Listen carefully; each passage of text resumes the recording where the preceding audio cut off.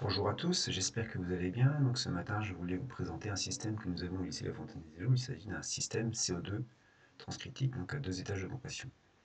Alors on dit transcritique, mais en réalité, lorsque la température de l'atelier descend en dessous de 25 degrés, on bascule en subcritique, grâce donc, à la régulation de l'orphose installée. Alors je parle de la régulation de l'orphose, mais en fait, Carrel fait exactement la même chose. Donc présentation du système que nous avons, donc j'ai fait une petite vidéo, voilà, je vais la commenter. Voilà, donc là, ici, on voit la vitrine positive, vue de dos. Là, ici, la vitrine négative. Là, et ici, donc, on retrouve eh bien, le coffret, donc l'armoire électrique, avec donc, la régule à l'intérieur, la passerelle donc, qui permet la com. Ici, le variateur de vitesse HP, les deux compresseurs, le HP et le BP. Le HP et le BP. Ici, on distingue la bouteille de liquide, donc à pression intermédiaire, on va dire. Ici, le collecteur de départ. Voilà, et ici, donc, on vient du gaz couleur, on crée la détente du gaz dans la bouteille liquide. Voilà. Ici le groupe de maintien de pression. Voilà. Et puis donc pour finir eh bien le gaz couleur qu'on va distinguer là maintenant. Voilà pour la présentation générale donc, du système que nous avons. Il s'agit d'un système EPTA. Donc les vitrines sont des vitrines EPTA, la prod c'est une production EPTA et le gaz couleur c'est un gaz couleur Louvet Contardo. Voilà pour la présentation générale du système que nous avons. Le schéma fluidique du système que nous avons, eh bien, le voici. Donc il n'est pas forcément facile à lire. Donc avant de revenir en détail sur ce schéma fluidique, j'ai fait moi un schéma fluidique simplifié donc, de l'installation. La voici. Donc on retrouve notre vitrine négative, notre vitrine positive, le compresseur BP, le compresseur HP, le gaz couleur, et puis ici, la bouteille donc, de liquide maintenue à une pression correspondante à 0 degré. Donc la vitrine positive, elle est donc à -10, la vitrine négative, elle est à -30. Donc le compresseur BP aspire les vapeurs produites donc, dans la vitrine négative, il les refoule sur le collecteur d'aspiration du compresseur HP qui aspire donc ces vapeurs refoulées, ainsi que les vapeurs produites dans l'évaporateur de la vitrine positive, et donc les vapeurs produites lors de la détente donc de la pression du gaz couleur, donc à la pression correspondante à 0 degré dans la bouteille. Et puis il y a aussi une injection de liquide pour limiter la température de refoulement du compresseur, donc à moins de 100 degrés. Donc comment dire, ce détendeur d'injection ne fonctionne que lorsqu'on passe en réduction de puissance et qu'on n'est plus, lorsqu'on est en besoin uniquement sur la vitrine négative. Pardon, négative ici. Voilà pour la présentation générale donc, du fonctionnement. Alors ici, on a un échangeur ici sous-refroidisseur. On voit, on sous-refroidit le liquide qui s'en va vers la vitrine négative. Tout simplement pour éviter donc, le flash gaz dans la ligne liquide. Et puis les vapeurs qui reviennent de l'évaporateur négatif passent donc, à contre-courant dans cet échangeur.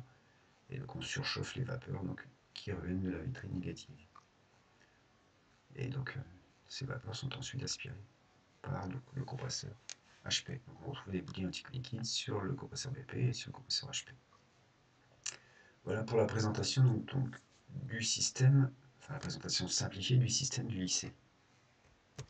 Maintenant que nous avons vu la vidéo sur laquelle on voit les différents composants du circuit, que nous avons vu le schéma fluidique simplifié que je vous ai présenté à l'instant, eh bien regardons le schéma fluidique de régulation fourni par EPTA. Donc on retrouve les différents éléments et le circuitage qui a été réalisé donc, sur notre système. Donc, on retrouve ici le compresseur BP avec sa bouteille anti-coup liquide, le compresseur HP avec sa bouteille anti-coup liquide. Donc au refoulement du compresseur HP, le séparateur d'huile avec le bouteillon d'huile et les systèmes donc, de redistribution de l'huile au niveau donc, de chaque compresseur.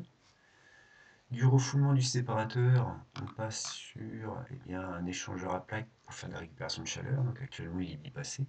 Et donc je m'en vais ici sur mon gaz couleur qui n'apparaît pas sur le schéma fluidique fourni, bien sûr, puisque c'est un élément séparé. Je reviens à mon gaz couleur, ma vanne de détente, donc gaz, HP, donc mélange liquide-vapeur à 0 degré dans la bouteille.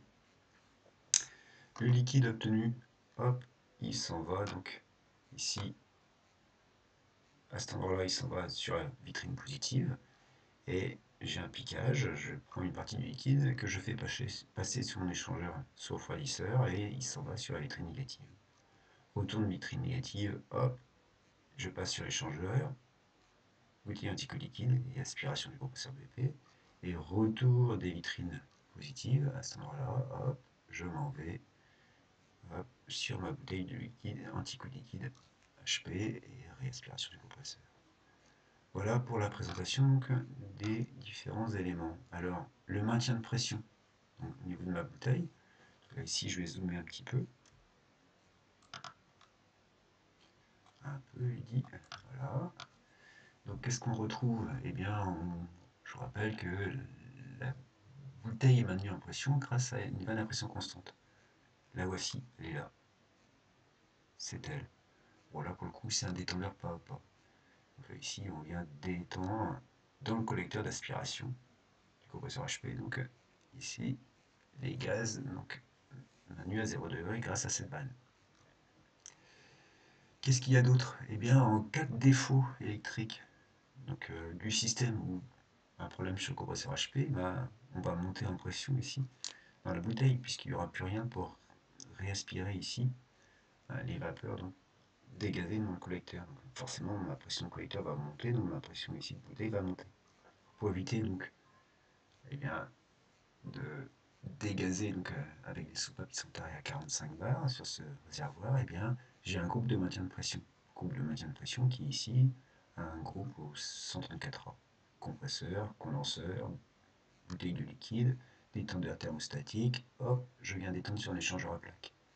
Donc lorsque la pression monte et atteint, ici chez nous c'est réglé à 40 bars, elle atteint 40 bars, eh bien je démarre ici mon groupe, je fabrique une paroi froide, les vapeurs CO2 viennent se condenser sur la paroi et donc je baisse la température donc, de mon CO2, donc je maintiens en pression mon CO2, le temps donc d'intervenir donc sur l'armoire électrique complète si c'est un défaut électrique général ou sur le compresseur HP si c'est un défaut donc sur ce compresseur. Voilà pour la présentation donc du système. Je pense avoir à peu près tout dit. J'ai bien parlé donc ici de ma vanne de détente HP, de mon maintien de pression, et puis il y a aussi l'injection liquide. Alors l'injection liquide se fait où? Eh bien j'ai un piquage sur mon départ, avec ici ma vanne d'injection liquide.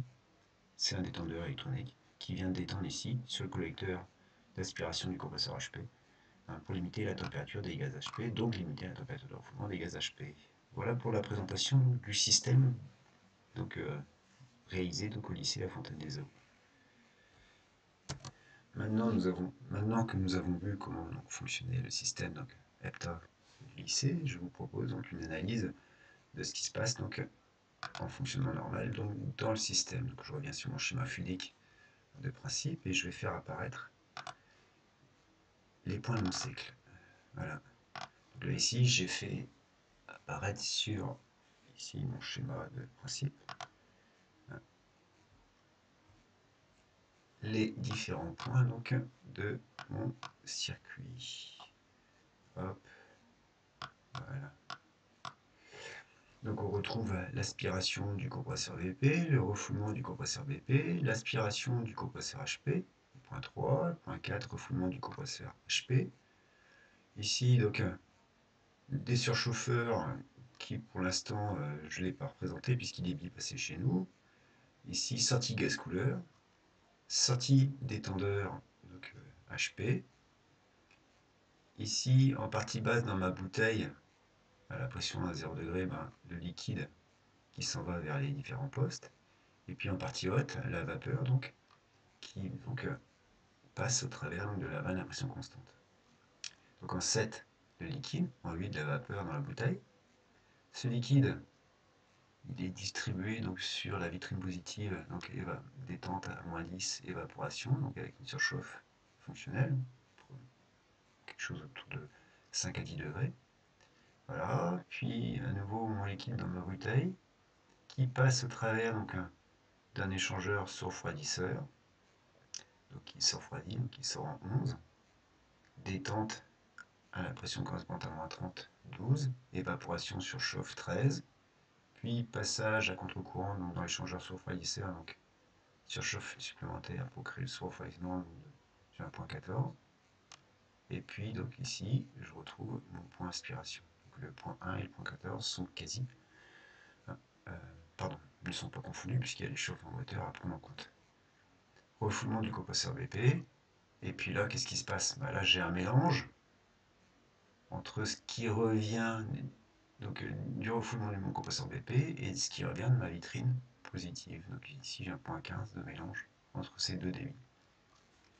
Puis ici, j'ai ma réaspiration des vapeurs maintenues à 0 degré dans ma bouteille. Donc ici, dans mon collecteur d'aspiration.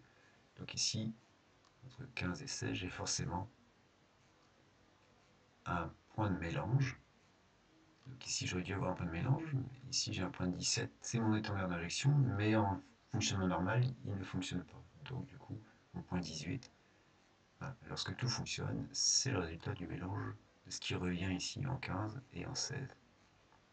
Derrière, échauffement moteur, aspiration, compression, voilà, des surchauffes, sortie, détente, et puis à nouveau, c'est reparti.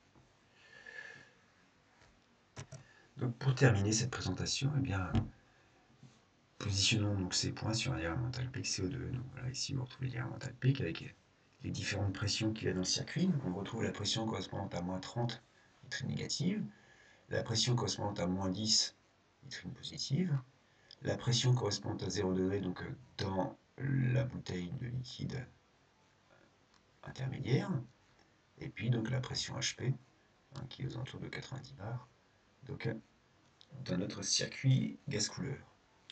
Donc on reprend à partir du point aspiration compresseur BP, donc il est surchauffé, surchauffé à cause de l'échauffement moteur, compression, donc refoulement point 2. Là ici on retrouve un premier point de mélange entre ce qui est refoulé des compresseurs BP et ce qui revient de la vitrine positive. Donc on retrouve un premier point de mélange entre le point 2 et ce qui revient de la vitrine positive, c'est-à-dire 10. Donc on a un point 15 forcément compris entre les deux. Bon, le point 15 est beaucoup plus proche de 10 que de 2, puisque le débit du compresseur, enfin de production de vapeur de vitrine positive est supérieur à celui du compresseur BP. Voilà, donc premier point. Ensuite, qu'est-ce qu'on a? On a le point de mélange, donc ici 15 là, qui vient se mélanger avec ici la détente des vapeurs, donc maintenue à 0 degré donc dans la bouteille. Donc ici, pression de bouteille, vapeur, donc on est à 0 degré, et on vient détendre ici. Donc ici notre point 16, sortie, donc à la pression constante. Et donc notre point 18, qui est le résultat du mélange de ce débit avec ici, ce débit à ce point. Donc le point 18, lui, il est quasi confondu en réalité avec les vapeurs qui reviennent, enfin avec le point de vapeur qui reviennent de l'évaporateur de la vitrine positive. Donc derrière, point de mélange, et donc derrière, échauffement moteur. Échauffement moteur, compression, refoulement, donc entrée gaz couleur, des surchauffes, et puis sortie gaz couleur, détente, de 56, voilà. Et avec donc ici le liquide qui vient se stocker dans la partie basse, voilà, et la vapeur qui vient se stocker dans la partie haute. Avec donc derrière la détente qui permet le maintien de pression, donc 0 degré dans une pression collecteur qui est entre 2 et -10. Voilà pour la présentation du fonctionnement lorsque tout fonctionne. Voilà, j'espère que j'ai été suffisamment clair. Je vous souhaite une bonne journée.